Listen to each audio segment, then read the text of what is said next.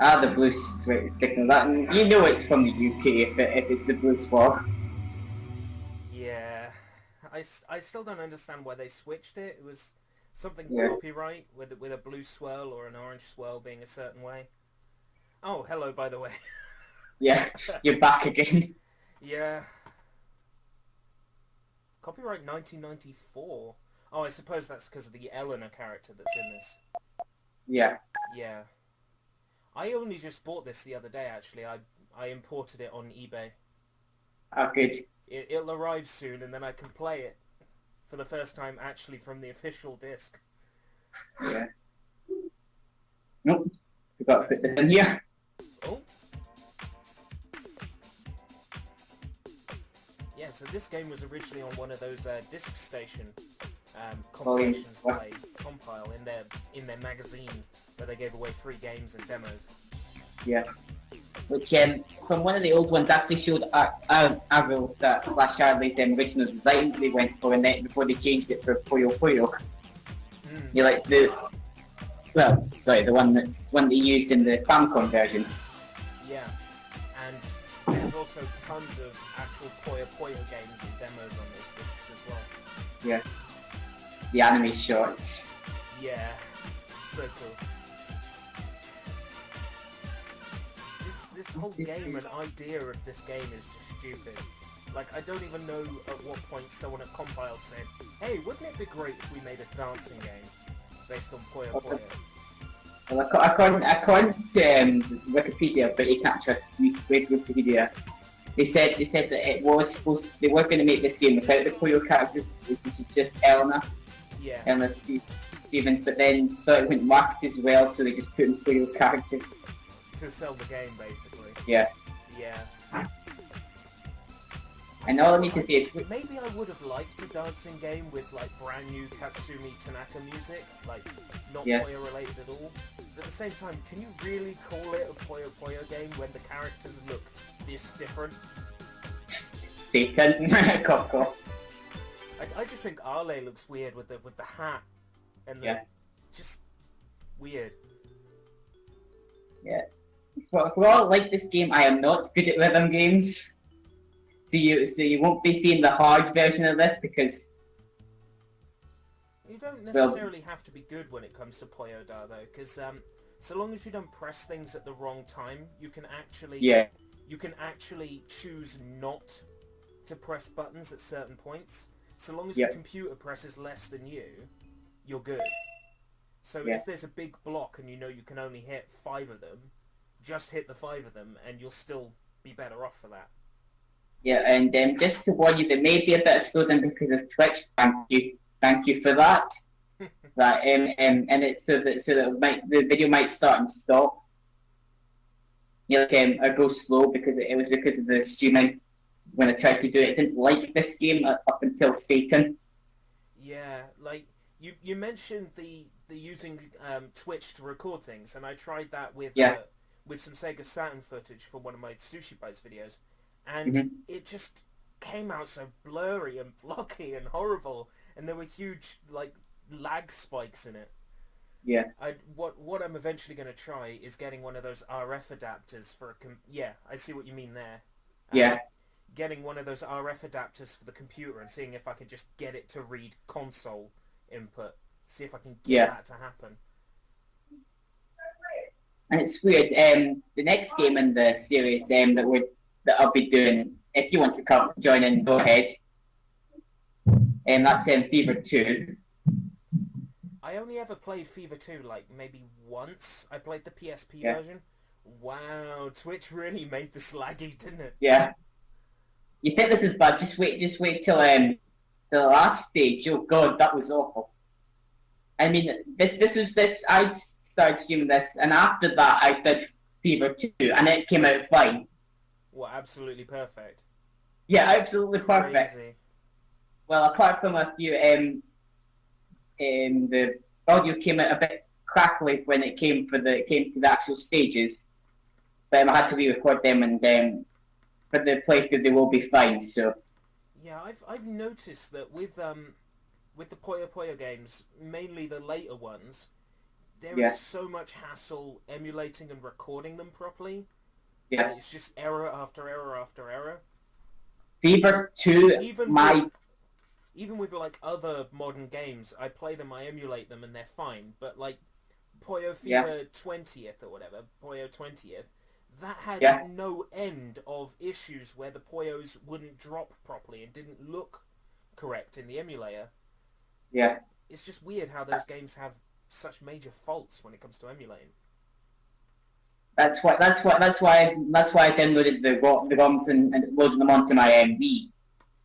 Yeah. Oh, good idea. And because that's actually how I played 20th Anniversary, which is actually the third Puyo game I've played.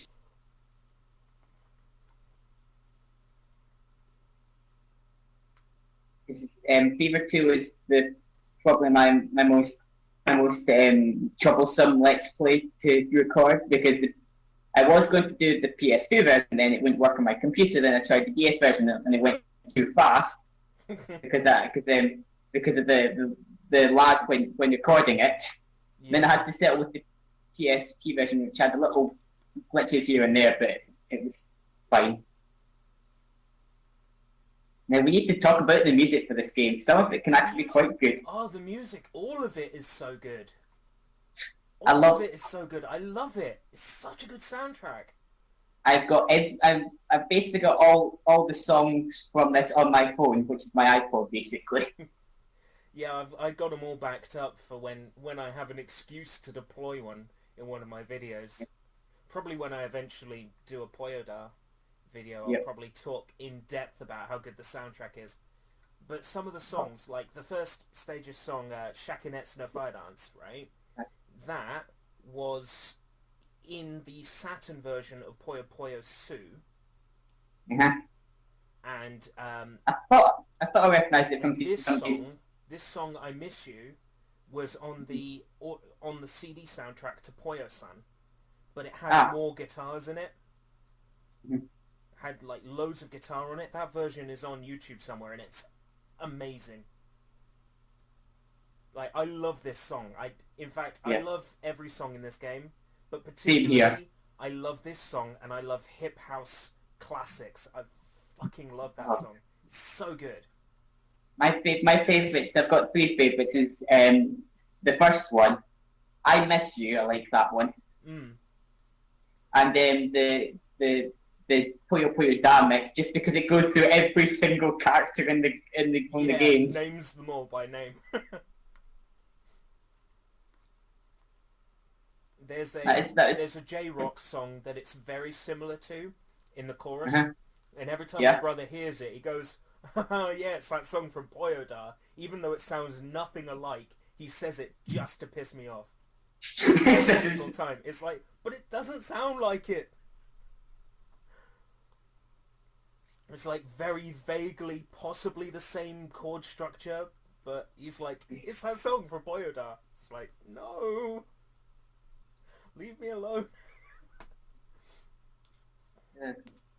I think recently I've had a lot of trouble with Twitch and trying to record stuff. Because I was playing, have you heard of the Sonic fan game, Sonic the Hedgehog Classic? I've heard of it, but I don't think I've played it. I was playing it on the stream, and my god, did it lag so much, and then I tried assuming like one of the original Sonic games, it worked completely fine. Like, I get the vague feeling, like, I remember that Sonic Classic might have been made by somebody in the community, that if I think it's the same person, I don't think he's a great guy. I'm just gonna double check. It's Mania, that was the guy, that's the guy's YouTube, if I remember correctly. It was Hez or something. Sonic the Hedgehog Classic, yeah? Yeah. Yeah, it's by the guy I don't think is so great. It's just, he's been an old bee in the Sonic community for years and years and years. He was an old bee when I joined the Sonic community in, like, 1998 or 99. Yeah. And, he's like a cool guy, but he's one of those cool guys who's not afraid to be annoying, rude, say things deliberately to piss people off. And if he's watching this, Well, we're I screwed. didn't say that. I didn't say that. But no, For the rest he's a cool guy. But he's just an annoying cool guy. yeah. Oh, look at this. There's no lag at all in this. What's happened here? Twitch, why are you doing this to me? And it's on a cool song as well with a cool background and Yeah. And actually, Carbuncle in the back. What is up with this in like fighting games and in this game where player 2 seems to always have like even when it's the computer it has player 2's colors. That's so weird. Shouldn't you be fighting against a blonde-haired Eleanor and not a pink-haired Eleanor? It's silly. Yeah. It doesn't make any sense. I also like how the dances are not very good dances, do not sync up with the song at all. Like, these were things that when IGN did their import review of this game, these were all things they picked on and said were terrible, and I'm thinking, no, they're kind of cute and charming. Yeah.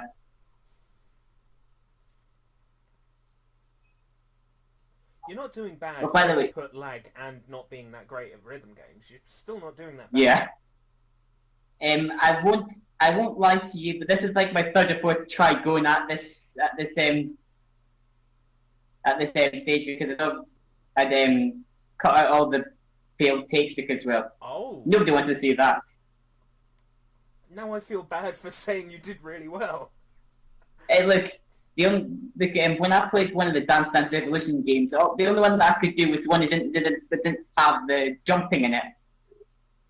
There's like one song that had no jumping in it. What, actually playing it on an arcade machine? No PlayStation. Oh, right. On a dance mat or yes, controller? dance mat. Yeah. You know, that's almost as good as playing on the machine. You get the purists with DDR that are like, you can only play it on a machine, that's the only way to play it. Well, actually, if you're getting your practice in on a dance mat, it's not that bad. Especially, the best dance mat for a DDR game is the Wii one. The Wii dance mat.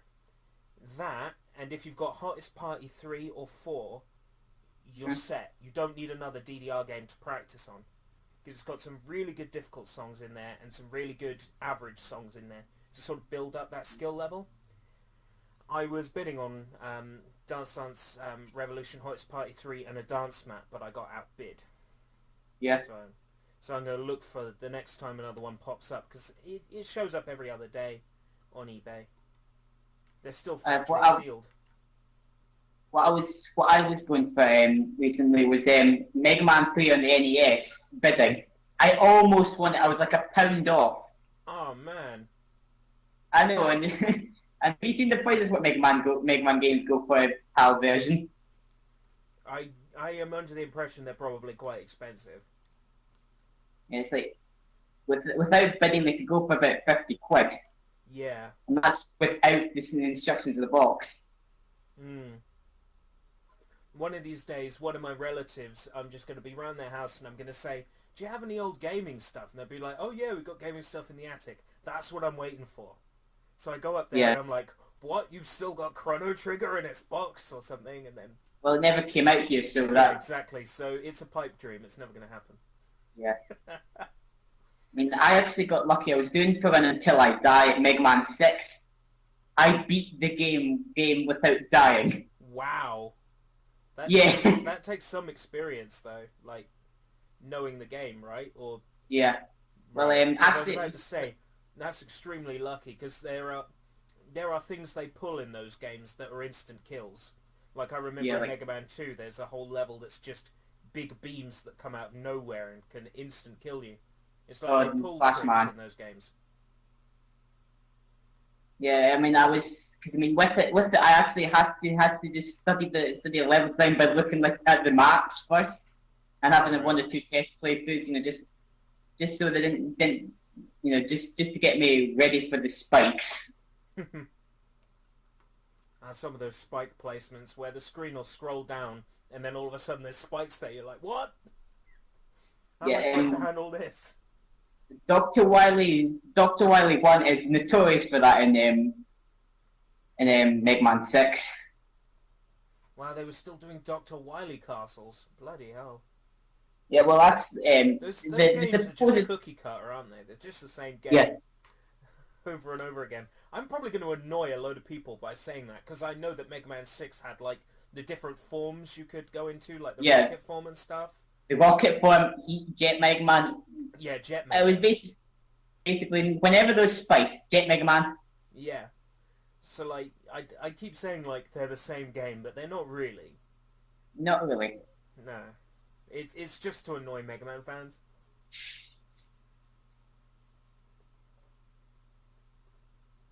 Nice top, by the way. Oh, this is what I was meaning. That's quite slow. I can Yeah, just imagine the song in my head. It's just... Oh, it'd be incredibly slow. Maybe I'll turn the volume up in my headphones. Oh, that's awful. the Turning funny the thing sound is back down. this is the only way that I could really beat Satan. So Yeah. this is the only game where I can't beat him in one try. This is where I win. This is One try on hard. This is one game where you will not beat me. That's fine. I'm not that good at it. I'd love to do rhythm games on my channel, like more rhythm games. But the Yeah. problem is I don't know which games have like the music really copyrighted. Because I really don't want to strike or an ID claim. I want to do a game where nobody's really going to push it. Yeah. Well, I mean, you could always do this one because because I've got the videos up and nobody's found out yet. Yeah, but it's also incredibly slow, so it probably doesn't come up on the auto content flag thing. Yeah, that's funny that because my Luigi Super Saga, and on my channel I've been doing it. Well, the first episode had no copyright strike on the battle theme. Then when it came to the second and third episodes, there was copyrights. There was like a thing saying, "Oh, Nintendo's got copyright this," and they said I acknowledge it, but don't take it. Just say that I'll acknowledge it. That it's part of Nintendo. I'm not trying to break the rules or anything. Mm. And then the fourth and fifth episode when I put them out didn't have those things. I think it's a case of how much you're speaking on it, because I had that happen with a couple of episodes of my Nier Let's Play. A couple of them flagged up as songs, but the same songs were in other episodes, and there wasn't an issue. So I looked through for the content match, and it was moments where there was no talking. Like I had dropped out speaking for like 20 seconds, and you could just hear the music, and that's why it flagged up. It was probably because I mentioned that I loved the music and just was quite curious. That's probably why. Yeah. There were a lot of people who were doing Let's Plays of like Super Mario Galaxy and stuff like that. And then... I've seen as soon as Nintendo rolled out the copyright ID system on YouTube for their stuff, all these people were getting flagged for like the end of level music. Because they didn't speak over it, and that flagged up.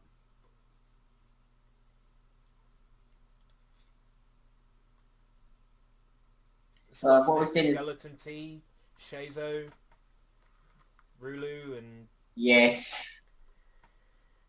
And, Max Minotaur. Yeah, I knew that was coming. I knew that was coming. This name entry music? Yeah. It's an entire song. It's yeah, like a full-length song, and you get 40 seconds of it in the game. But it's full length. I don't understand why.